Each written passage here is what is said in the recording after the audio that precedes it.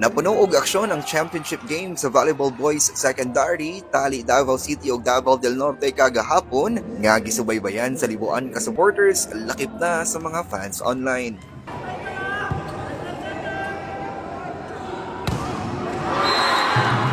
Unang gidakdakan sa Pioneers ang Durians sa first set 25-19, apan dali ra sab kining gibawi sa Durians pagsulod sa second set, largo na sa fourth set 25-20, 25-15 ug 25-17 nga may resulta sa kadaugan sa Davao Durians. Matod pa sa kapitan sa Durians na si Luis Gabriel Recaido, nakatabang kuno sa ilang pag-recover ang pagbalasa nila og players pagsulod sa second set. Ginabalas sa mga pressure pag second set ningon ko sa ilang nga bawit ta atuan ni dili pwede atuan jud ni first kay among setter kay murag na kuan siya na wala ba mo to gisaban tapos ang pag-sub siya ang second setter medyo okay man ang dakog tabang sa mo ang among mga opener kay kung walay first ball sa ila may nagasalig ug among setter. Subay sab ni Coach Garcia sa Davao Durians, mas kinabugat nga kalaban ng team sa Davao del Norte, mas may patigbabaw kuno ang ilang giandam nga estratehiya batok nila. Of course, I know there's pressure. Coaching is very important in a team sport. There are two words that we apply in our game. No mercy. Do you think, sir, Davao del Norte was a tough opponent? Yes, of course. They won the first set. They also came prepared.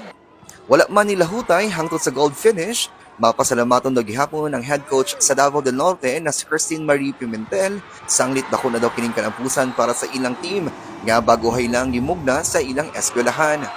I feel accomplished and grateful pa rin sa mo experience karon. This is actually our first time that we opened our volleyball boys in our school and nakalusot jud mig dabraa and without so much expectation, naka-silver gyud in taon, may nakaabot na gyud mi sa championship match and it's such a great achievement for us already knowing na first year pa lang sa among volleyball boys po.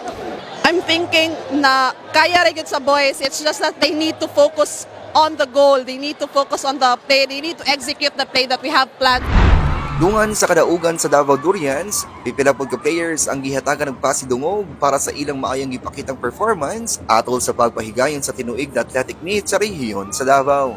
Nalakip ni ini si Dale Bughao Balintaculo, taga Barangay Talomo River sa Kalinan, nga giilang most valuable player kon MVP sa maong tournament.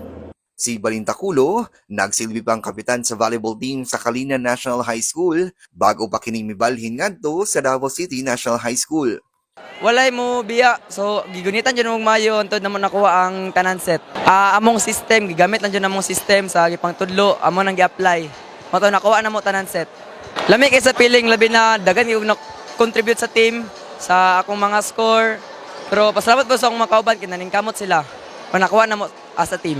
Matod pa ni ini, dili kuno lalim ang ilang gihiwang pagpangandam para sa Davao Amit. Lami kay sa feeling labi na among giaguan kayo sa mga sacrifices na mo. 1 month na may cellphone, kung ano lang. Nag-training jumig mayo, dagang kasaba ni Agi, mga sagpa. Pero okay lang, at least nakuha na mo ron. Subay ni Ronel J. Arambala, usa sa mga mentor o bukol nga amigo ni Balintaculo, dili na daw katingalahan nga na MVP kini. Pailan ako si Day sa isa ka volleyball tournament. 15 years old pa siya ato. Grabe na jud, potential na jud kaayo siya nga bata jud. Nadungagan akong kalipay kay nakuha niya ang MVP nga award, which is dili pod imposible. Kay knowing Dale, pag-abot jud sulod sa court jud, si Dale ang player nga dili jud pwede nga wala siya contribution sa team. As his former trainer, grabe jud ako ang kalipay, grabe akong ka-proud. Gilayong nagpasalamat si Balintaculo sa iyang mga kauban o mga taga-suporta. Thank you sa nagsuporta, sa tanan nagsuporta sa mua, mga Davadorians, sa mga magpapa, sa mga kauban ako, ma-support jud. Nagbilin sab kini og tambag sa mga batanong gusto molambo sa natad sa sports. Maningkamot lang, sunod sa mga gipangingon sa coach niya, sacrifice jud para makaabot ta dito sa palaro.